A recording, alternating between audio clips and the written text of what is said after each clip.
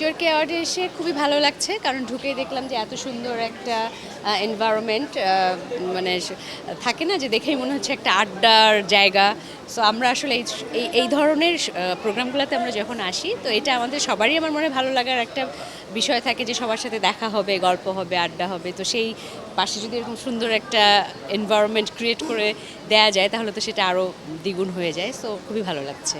হ্যাঁ, নিশ্চয়ই নিশ্চয়ই, অবশ্যই। আজকের মানে যখন আমি ডিসাইড করলাম যে আমি এই প্রোগ্রামে আসব, তখন আমি ভাবলাম যে কী টাইপের ড্রেস পরা যায়। তখন আমি এই ড্রেসটা চুজ করলাম, এবং ড্রেস চুজ করার পর আমি সেটার সাথে ম্যাচ করে ব্যাগ, অর্নামেন্টস, শুজ, এগুলা আর কি আমি মানে করে সিলেক্ট করেছি।